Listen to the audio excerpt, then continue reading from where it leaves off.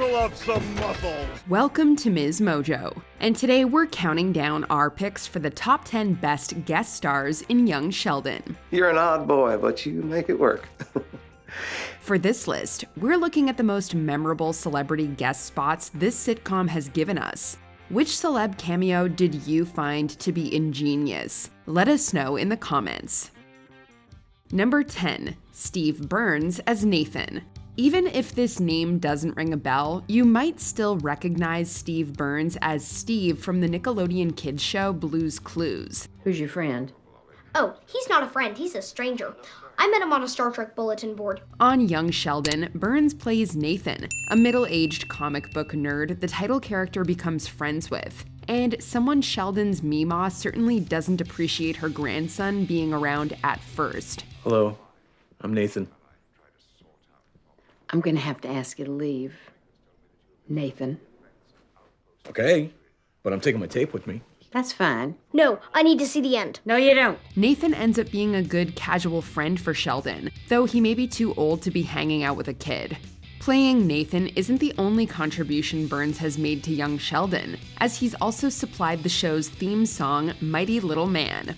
Well, he's dressed as Dr. Smith from Lost in Space. Oh, I've never seen it. Oh, well, you're not missing much. It was a lame kid show. I'm sorry, lame kids show? For your information, Star Trek wouldn't exist without Lost in Space.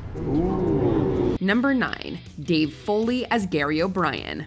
This The Kids in the Hall member has appeared in a few episodes playing an obnoxiously wealthy businessman named Gary O'Brien. My ultimate goal is to one day devise the grand unified field theory. You're one of those, are you? The university Sheldon attends initially wants him to dine with O'Brien in hopes that the businessman will cut the university a big check after meeting the prodigy. Well, Kirk-Gödel's incompleteness theorems eliminate the possibility of a unified theory. You honestly believe that? However, our protagonist, not feeling that Mr. O'Brien is his intellectual equal, tells him off in blunt Sheldon-esque fashion. Tell me more about how Einstein's life goal was nothing but folly. Foley has since returned in the role, with the character becoming even more eccentric. It's great to watch Sheldon being forced to put up with O'Brien's absurdity. I smiled and nodded like my Meemaw's Houston Oilers bobblehead. And I also discovered a way that we could predict the masses of all the known particles using the Egyptian pyramids. Number 8, Penn and Teller as Acne Vulgaris and Pus. This is just a pimple. How can you be sure it isn't chicken pox, or smallpox, or monkeypox? When Sheldon develops a pimple, the comedic duo appear, Penn as a personified version of acne, and Teller as his partner Pus. Not benzoyl peroxide. I'm melting. I'm melting.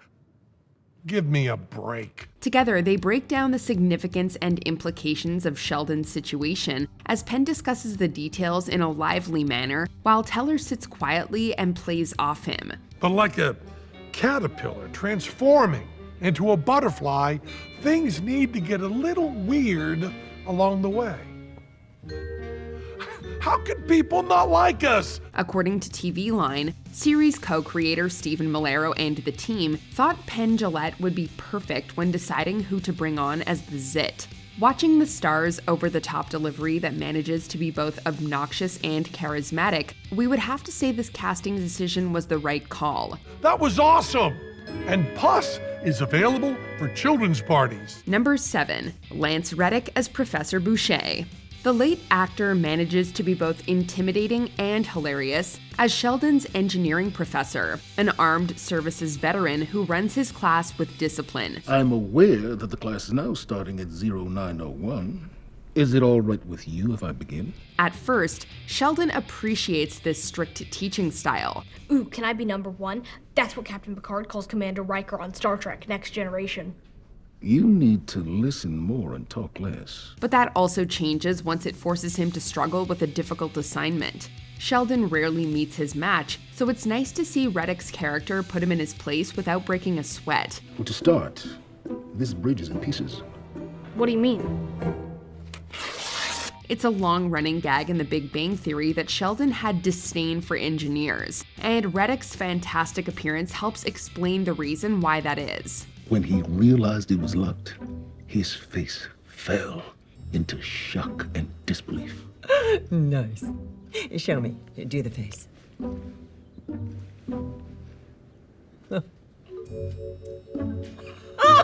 Number 6, Reba McEntire as June.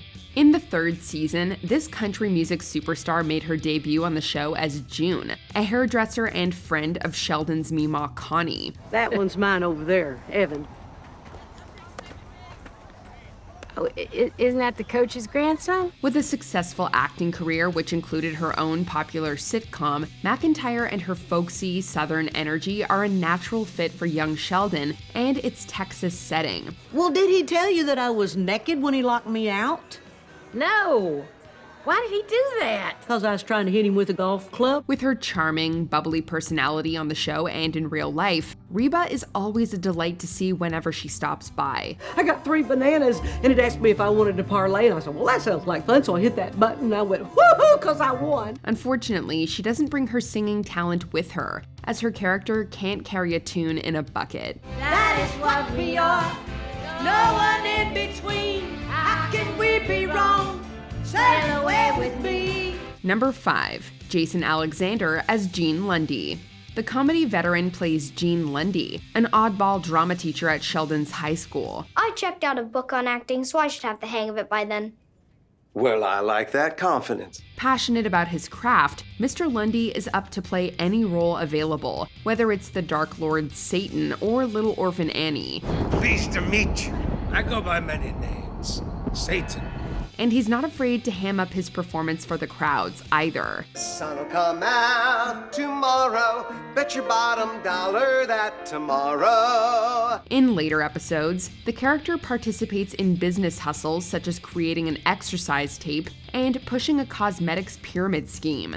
Leave it to the man who played George Costanza on Seinfeld to give life to a character so shameless. You kind of left out how greed is the root of all evil and how it corrupts the soul. It's in there. It's called subtext. Number 4, Bob Newhart as Arthur Jeffries, also known as Professor Proton. Newhart reprises his unforgettable role as Arthur Jeffries from The Big Bang Theory, for which he had won an Emmy. Professor Proton, it's an honor to meet you.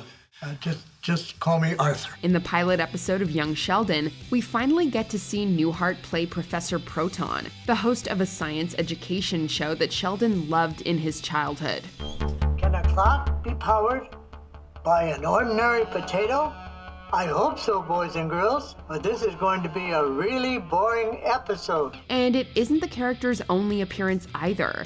Each time we see him, Newhart brings his classic straight-faced delivery to a man clearly living a life of quiet desperation. Your mother wants you to swim. George. Mom! Who's ready to suck eggs? This is one of the many callbacks that young Sheldon has made to The Big Bang Theory, serving as a nice treat for viewers and providing a connection to the original show. Today, we're going to learn about Sir Isaac Newton. Hello, old friend. Number 3, Ray Liotta as Vincent. Given the kind of tough guy, underworld roles Liotta typically played, young Sheldon might have been the last place someone would expect him to guest star. How you doing there, Connie? Hey, Vincent. What brings you to Louisiana? Wait, don't tell me. You're here to see Tony Orlando. Afraid not. However, the Goodfellas actor was perfectly cast as Vincent, a shady bookie whom Connie runs into at a Louisiana casino. Connie, you're putting me in a very awkward position. I want a toaster oven playing Keno. You want it? I got one. I want my money. Liotta infused the part with the perfect balance of humor and grit, making us laugh while still respecting his imposing presence as he tried to shake down Sheldon's Meemaw. Constance! Patience, Vincenzo. This appearance gave the late actor a chance to show a side of him audiences often didn't get to see in a lighthearted family sitcom, and it was great. Will you take a down payment in quarters? Do I have a choice? Number 2, Elon Musk as himself. A few years after making appearances in shows like The Simpsons and The Big Bang Theory, Musk showed up in young Sheldon's first season. For the first time, SpaceX has successfully landed its Falcon 9 rocket on a drone ship in the Atlantic Ocean. In a flash forward toward the end of the 6th episode, Musk borrows ideas from a notebook that Sheldon worked on when he was young for his SpaceX company. It goes without saying, but getting a tech billionaire and one of the richest men in the world is a big boon for the show. While there's no denying Musk is a controversial figure, he's at least able to poke fun at himself with this cameo. Elon, the CNN reporter's here to talk to you. Hang on. Send him in. Before we unveil our top pick, here are a few honorable mentions. Billy Gardell as Herschel Sparks. The Bob Hearts Abishola star is the salt of the earth as a neighbor to the Coopers. She's been running hot. I'm worried I need a new radiator. As your friend and neighbor, I hope not, but as a businessman, that'd be pretty sweet. Melanie Linsky as Professor Dora Erickson. This philosophy professor leaves Sheldon flustered. We can't really trust our senses, can we? We can validate them by comparing them with other observers. But that would mean we have to hear what they say, which requires trusting our senses. Do you see a problem with your argument, Mr. Cooper? I could concentrate better if you weren't flashing your toes at me. Ming-Na Wen as Dr. Carol Lee. Watching her outwit Sheldon never gets old. Then you'll want to set up several telescopes in an array. I hear you, but... Go. Wait, that's no in Klingon. Do you speak Klingon? I looked up that one word. I had a feeling it would come in handy. Cyndi Lauper as herself. The singer makes a poster come alive. Who's got hold Lessing? He's an 18th century German philosopher. Now, do you mind? We girls are trying to have some fun over here. Apologies. Sorry, Cyndi Lauper. David Hasselhoff as himself. Is there anything the Hoff can't do? Let's saddle up and ride. Thanks to the Hoff, the video was a smashing success. Before we continue, be sure to subscribe to our channel and ring the bell to get notified about our latest videos. You have the option to be notified for occasional videos or all of them. If you're on your phone, make sure you go into your settings and switch on notifications. Number 1. Mayim Bialik as Amy Farrah Fowler. One great callback young Sheldon has made to The Big Bang Theory is having main cast members from the original show on as guest stars. Simon Helberg, for instance, has returned as Howard to notably talk about engineering. What else? Engineering has a rich and storied history dating back to ancient times. Some consider it the single most important field of study known to man, from the wheel to the International Space Station, which I went to. Honestly, this again? Kaylee Cuoco, for her part, showed us what she could do as pool water. My pH level is 7.4, and with 3 parts per million of chlorine, I'm cleaner than your daddy's plate after Thanksgiving dinner. Wow, that's pretty clean. However, our favorite of these appearances has to be Mayim Bialik. She once again plays Amy Farrah Fowler, Sheldon's partner, as we hear her voice in the narration. I wanted his name to be Leonard Nimoy Cooper, but Amy wouldn't let me. Be happy I let you name him Leonard. Okay. Love you. Love you too. Her feisty personality is a great contrast to his stubborn attitude, and we love getting tastes of it on young Sheldon just as much as we did on its predecessor.